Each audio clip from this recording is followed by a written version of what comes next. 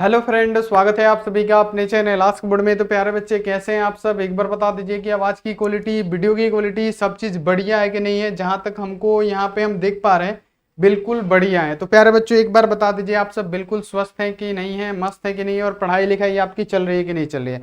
तो प्यारे बच्चों, आज का जो क्लास होने वाला है, आज की क्लास में हम लोग क्लास 12 हिंदी का जो चैप्टर 5 है, जिसका नाम है रोज, है ना, उसका हम संपूर्ण हिंदी अर्थ पढ़ने वाले हैं। इससे क्या होगा, आपका ऑब्जेक्टिव स्ट्रांग हो जाएगा, सब्जेक्टिव स्ट्रांग हो जाएगा। आपको ऑब्जेक्टिव याद नहीं करना पड़ेगा, सब्जेक्टिव आपको क्या करना पड़ेगा, याद नहीं करना पड़ेगा। तो इस वीडियो को शुरू से लेकर अंत तक देखिएगा। ज्यादा देर का ये वीडियो नहीं है, मात्र 20 मिनट से 25 मिनट का या उससे कम का ही ये क्लास है। और प्यारे बच्चों, ये क्लास आपको जरूर करना है ताकि आपका ऑब्जेक्टिव सब्जेक्टिव सब क्लियर हो जाए। तो चलिए प्यारे बच्चों, शुरू करते हैं आज के सेशन को। तो आप लोग एक बार यहाँ पे बता दीजिए कि क्लास को शुरू कर दिया जाए। जितने भी सारे स्टूडेंट है, फटाफट से एक बार कमेंट करके बता दीजिए कि आप लोग बिल्कुल रेडी हैं क्लास करने के लिए। तो देखिए, आज का जो क्लास होने वाला है, आज के क्लास में आपको पता ही है कि हम लोग क्लास 12 हिंदी का अध्याय 5 पढ़ने वाले हैं। तो चैनल को क्या कीजिए, फटाफट से सब्सक्राइब करके बेल आइकन को प्रेस करके ऑल पे, और लाइक नहीं किए हैं प्यारे बच्चों, फटाफट से लाइक भी कर दीजिएगा।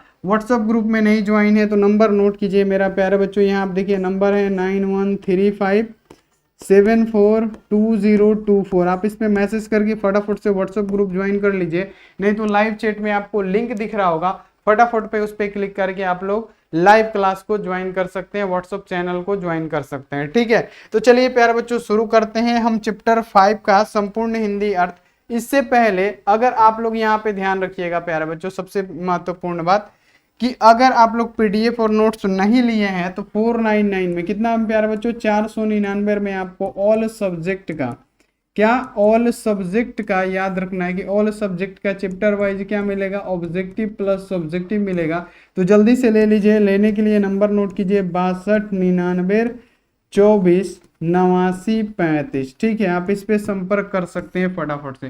तो जल्दी जल्दी प्यारे बच्चों, पीडीएफ नोट्स अगर नहीं लिए हैं तो फटाफट कीजिए, और जल्दी जल्दी आप लोग ये चैप्टर वाइज प्यारे बच्चों आप लोग नोट्स ले लीजिए, पीडीएफ ले लीजिए। ये आपके एग्जाम के लिए बहुत इंपॉर्टेंट रहेगा। तो चलिए प्यारे बच्चों, क्लास को शुरू करते हैं। हम लोग को पढ़ना है रोज कहानी। रोज कहानी के लेखक कौन है? सबसे पहली बात कि रोज कहानी के लेखक है अज्ञेय जी। ठीक है, तो अज्ञेय जी के बारे में पहले हम लेखक परिचय जान लेते हैं कि अज्ञेय जी का मृत्यु कब हुआ था, जन्म कब हुआ था, उनके पिता का नाम क्या था, उनके लेखक परिचय के बारे में, यानी रोज कहानी के लेखक कौन है, अज्ञेय, उनके बारे में सबसे पहले जान लेते हैं। तो सबसे पहले आपको याद रखना है कि सबसे पहले कि लेखक कौन है। तो प्यारे बच्चों, लेखक हो जाएंगे हमारे अज्ञेय जी। ठीक है, अब अज्ञेय का जन्म कब हुआ था? तो प्यारे बच्चों, अज्ञेय का जन्म 7 मार्च 1911 को। याद रखना है, ये सारा ऑब्जेक्टिव क्वेश्चन है, एग्जाम में यही पूछता है। अब देखिए, अज्ञेय जी की मृत्यु कब हुई थी, यानी निधन कब हुई थी? तो 4 अप्रैल 1987 की इनकी मृत्यु हो गई थी। ये भी आपको क्वेश्चन याद रखना है। अब देखिए, अज्ञेय का निवास स्थान, यानी उनके रहने का जो स्थान था, जो निवास स्थान था, जहां पे वो रहते थे, वो कहां पे था? तो प्यारे लाल, आपको याद रखना है कि करतारपुर पंजाब। याद रखना है, ये सारा का सारा क्वेश्चन एग्जाम में आया हुआ क्वेश्चन है। इनके लेखक परिचय से बहुत सारे क्वेश्चन आते हैं। तो याद रखना है, सबसे पहले लेखक कौन है? अज्ञेय है। अज्ञेय का जन्म प्यारे बच्चों 7 मार्च 1911। अज्ञेय का निधन जो हुआ था प्यारे बच्चों, यानी मृत्यु हुई थी 4 अप्रैल 1987 को इनकी मृत्यु हो गई थी। जन्म स्थल, यानी पूछा जाए कि निवास स्थान कहाँ था, कहाँ के वो रहने वाले थे, तो याद रखना है करतारपुर पंजाब के थे। अज्ञेय का माता का नाम क्या था? वयंती देवी था। आपको याद रखना है, पिता का नाम क्या था? डॉक्टर हीरानंद शास्त्री था। तो ये है प्यारे बच्चों अज्ञेय का लेखक परिचय, यानी रोज कहानी के लेखक का है अज्ञेय है, अज्ञेय जी का ये लेखक परिचय है। ठीक है, क्लियर हो गया। अब प्यारे बच्चों आगे बढ़ते हैं। अब बढ़ते हैं हम सारांश की तरफ, और लाइन बाय लाइन रोज कहानी जो है प्यारे बच्चों, इसके जो यहाँ पे संपूर्ण हिंदी अर्थ है ना, इसके करीब चलते हैं, इसको समझने की कोशिश करते हैं। सबसे पहले लिखा हुआ है, ध्यान दीजिएगा जितने भी सारे स्टूडेंट हैं यहाँ पे ध्यान दीजिएगा कि सबसे पहले लिखा हुआ है कि रोज कहानी साहित्य की एक, यहाँ पे देखिए, महत्वपूर्ण कहानी है। रोज कहानी क्या है? साहित्य की एक महत्वपूर्ण कहानी है। यह कहानी में हमें एक, यहाँ पे देखिए, विवाहित जो स्त्री होती है, इसके जीवन में जो वास्तविकता होता है उसके बारे में परिचित कराएं। क्यों? तो प्यारे बच्चों, यहाँ पे अज्ञेय जी, डॉक्टर, यहाँ पे आपको याद रखना है कि सच्चिदानंद हीरानंद वत्सन अज्ञेय उनका पूरा नाम है। तो अज्ञेय जी ने प्यारे बच्चों यहाँ पे परिचय कराया। कहानी में यहाँ देखिए मनोवैज्ञानिक चित्रण, भाषा का यहाँ देखिए कुशल प्रयोग, प्रतीकात्मक और यहाँ पे उपयुक्त शीर्षक इसकी विशेषता और अज्ञेय की कहानी रोज को हिंदी साहित्य का एक महत्वपूर्ण यहाँ पे क्या कहानी माना जाता है। यानी यहाँ पे अज्ञेय जी ये कहना चाहते हैं कि कोई भी एक स्त्री होती है तो उसके जीवन में कैसे बदलाव होता है, शादी से पहले कितना चंचल होती है, कितना हंसी खेल यानी हंसमुख स्वभाव की होती है, जैसे ही शादी हो जाता है तो शादी के बाद स्त्रियों के जो जीवन में परिवर्तन होता है ना, कि एक विवाहित महिला है तो इसके जीवन में क्या क्या परिवर्तन होता है इसके बारे में उन्होंने अध्ययन किया है और हमको बताया है हम लोग को। तो यहाँ पे आपको याद रखना है कि रोज, रोज का मतलब क्या, रोज का मतलब डेली होता है, और डेली दिनचर्या क्या होता है औरतों का, तो झाड़ू बर्तन, पति की रक्षा मतलब पति की सेवा करना, बाल बच्चों की सेवा करना, इसी बात पे उन्होंने जोर दिया है और इसी के बारे में रोज कहानी में प्यारे बच्चों यहाँ पे वर्णन किया है। इतना क्लियर हो गया। अब चलते हैं बाबू अगला स्टेप पे। यहाँ पे अगला स्टेप क्या है कि रोज यहाँ आप देखिए ग्रेगीन कहानी की समीक्षा। अज्ञेय एक विवाहित स्त्री जिसका नाम क्या है मालती, उसके जीवन की एक झलक प्रस्तुत करती है। यहाँ पे देखिए एक महिला है जिसका नाम क्या है, रोज कहानी में एक महिला है जिसका नाम क्या है मालती, तो वो स्त्री है और उसकी विवाहित महिला है, तो उसके बारे में एक झलक पेश किया है कि स्त्री का जब विवाह हो जाता है तो किन परिस्थितियों में वो रहती है, इतना आपको याद रखना है। अब देखिए नवविवाहित स्त्री मालती के जीवन का एक झलक प्रस्तुत किया है। यहाँ पे याद रखिए कहानी का शीर्षक का मतलब शीर्षक की कहानी का सार दर्शाता है कि मालती का यहाँ पे देखिए जीवन एक यहाँ पे देखिए रास्ता और यहाँ पे देखिए यांत्रिकता से भरा हुआ है। एक रास्ता यानी कहने का मतलब डेली का वही काम, डेली झाड़ू पोछा करो, बर्तन धो, पति की देखभाल करो, बच्चों की देखभाल करो, यही जो एक रास्ता है उसी से गुजरता है और यांत्रिकता से भरा हुआ है। एक दिन यहाँ आप देखिए एक ही काम, एक ही दिनचर्या और एक ही यहाँ आप देखिए उबलापन, लेकिन जैसे ही वो घर लौटते हैं मालती की यहाँ देखिए भावनाएं बदल जाती है। घर वापस आते ही मालती फिर से अपने जिम्मेदारी में फंस जाती है, खाना बनाना, घर की सफाई करना, अपने पति की देखभाल करना, यही सब। और प्यारे बच्चों इसमें क्या होता है कि रोज जो कहानी है उसमें जो मालती है उनके भाई जो होते हैं अज्ञेय प्यारे बच्चों, वो इनके घर पहुंचते हैं और देखते हैं कि क्या मतलब दिनचर्या रहता है, क्या मतलब स्त्रियां होती है, डेली का एक ही काम होता है। जैसे यहाँ पे देख लीजिए मालती क्या करती है, रोजमर्रा की जिंदगी में फंस जाती है, एक ही काम, यहाँ पे एक ही काम मतलब डेली क्या करना, सफाई करना, खाना बनाना, अपने पति की देखभाल करना, इसी में वो रहती है। तो उसी के बारे में यानी महिलाओं के बारे में यहाँ पे कि एक अगर कोई महिला है तो उसके जीवन में क्या बदलाव होता है शादी के बाद, एक स्त्री के बाद नवविवाहित महिला के, उसके बारे में अज्ञेय जी ने बताया।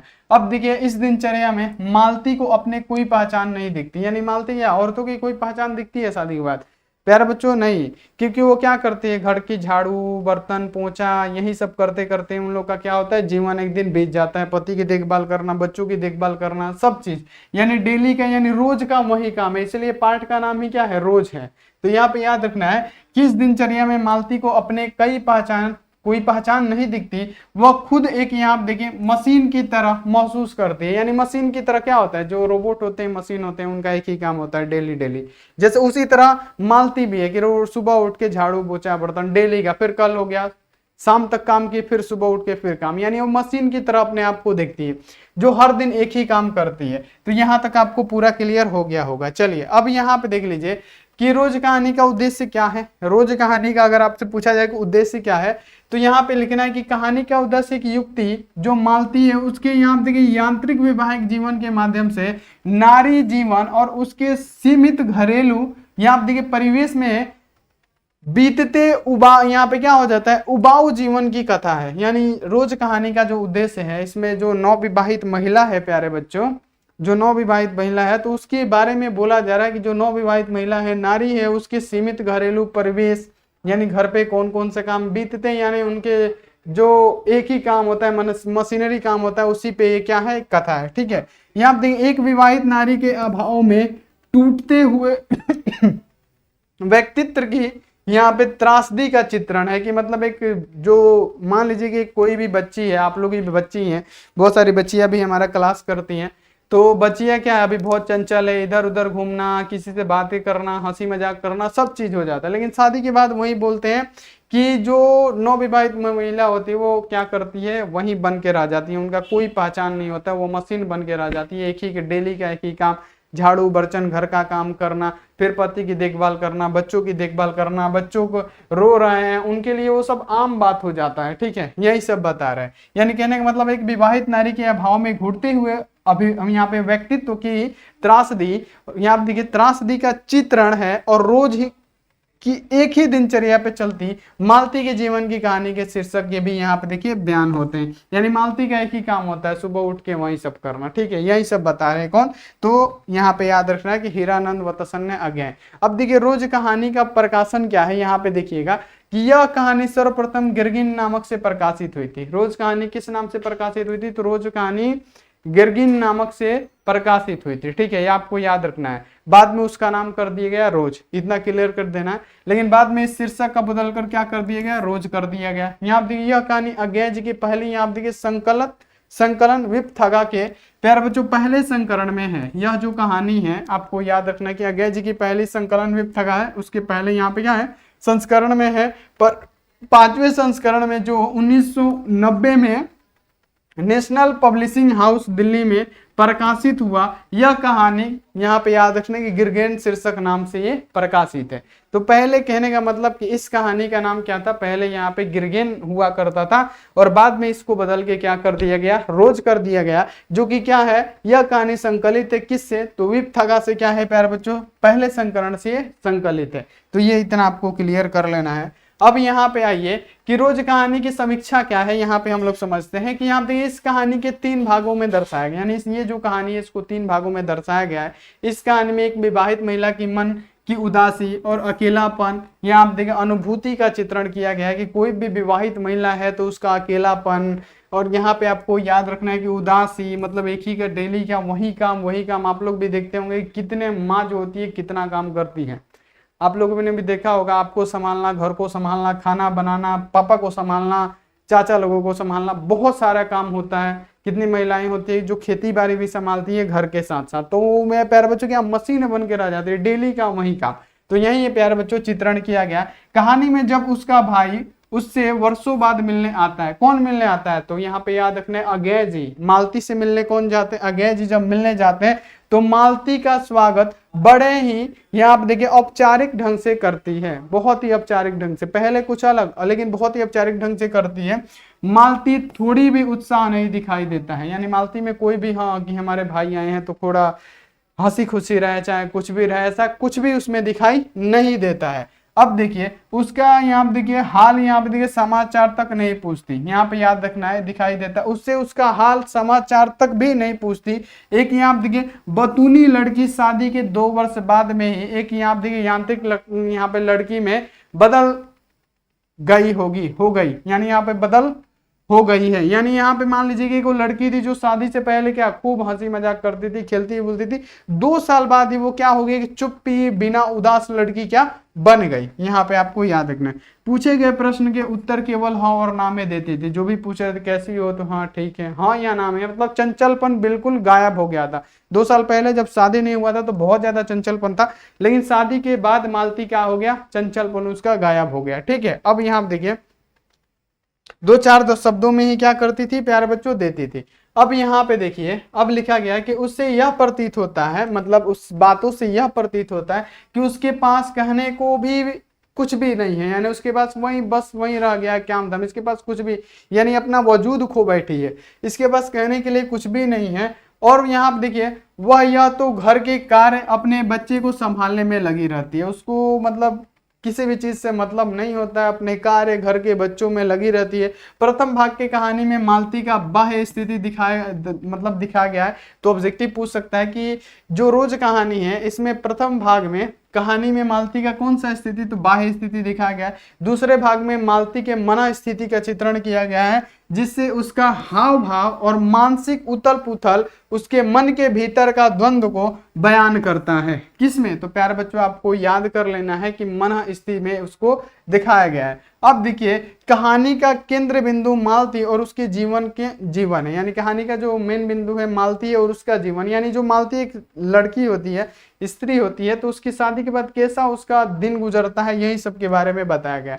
कहानी के तीसरे भाग में महेश्वर के यहाँ पे देख लीजिए डिस्पेंसरी से लौटने की जिक्र है। यानी यहाँ पे आपको याद है महेश्वर क्या थे, तो मालती के पति थे, जो प्यारे बच्चों पेशे से डॉक्टर थे, जो गिरगेन नामक बीमारी का प्यारे बच्चों क्या करके आए थे, ऑपरेशन करके आए थे। इतना आपको क्लियर रख देना है, ठीक है। अब यहाँ आप देखिए महेश्वर अपने यहाँ पे क्या डिस्पेंसरी के गिरगेन से पीड़ित मरीजों का जिक्र करते हैं। महेश्वर जो होते हैं अपनी डिस्पेंसरी यानी जहां मान लीजिए कि कोई क्लिनिक है, वहां पे गिरगेन से पीड़ित मरीजों का जिक्र करते हैं। कहानी में मालती को अपने रोज होने वाले दिनचर्या या घटनाओं का आदी सी हो चुका था। यानी कहने का मतलब वो जिक्र करते हैं कि गिरगेन क्या है, एक बीमारी है। पूछती है कि मालती की गिरगेन क्या है, तो बोलते हैं कि बीमारी है, जैसे कैसे घाव, किसी पैर में चोट लग जाता है तो घाव बहुत बड़ा हो जाता है, तो इस स्थिति में पैर को काट देना पड़ता है। उसी प्रकार क्या है, गिरगेन एक बीमारी है कि जिसको हो जाता है उसको काट के निकाल देना पड़ता है, ये बताते हैं, ठीक है। अब यहाँ आप देखिए जो मालती है वो क्या हो चुकी थी, अपने दिनचर्या के घटनाओं में क्या होती है, आदी हो चुकी थी। यानी उसको वही काम करना था, किसी से कुछ मतलब नहीं। जैसे टीटी के रोने से ज्यादा कुछ फर्क नहीं पड़ता, यानी उसके बच्चे भी रोते थे तो कुछ फर्क नहीं पड़ता था, वो पलंग से गिर भी जाते थे फिर भी खास उसको फर्क नहीं पड़ता था। मालती की नजर में ये रोज की बात थी और वह गिरे पड़े रोते रहते थे। यानी मालती के नजर में क्या ये डेली का काम था कि डेली ये सब होना ही है। तो ये प्यारे बच्चों छोटा सा एक संपूर्ण हिंदी अर्थ है और प्यारे बच्चों एक सारांश है जो कि आपको 100% समझ में आ गया होगा। तो चलिए अगर आपको समझ में आ गया होगा तो प्यारे बच्चों फटाफट से क्या कीजिए, लाइक कर दीजिए। लाइक करने के बाद से फटाफट से चैनल को सब्सक्राइब कर दीजिए। प्यारे बच्चों चैनल को सब्सक्राइब करके बेल आइकन को प्रेस करके ऑल पे कर लीजिए। और प्यारे बच्चों लाइक तो आप लोग फटाफट से कर दीजिए। और अगर आप लोग पीडीएफ नोट्स नहीं लिए हैं तो यहाँ पे नोट कीजिए 6299248935। फटाफट से आप इस पे संपर्क करके 499 में आप लोग पीडीएफ नोट्स जल्दी से जल्दी ले लीजिए। एग्जाम में लड़ता है तो जल्दी जल्दी आप लोग ले लीजिए। तो चलिए मिलते हैं अब ऐसे अगली क्लास में, तब तक आप अपना ध्यान रखिए, मन लगा के पढ़ाई कीजिए। Take care and bye.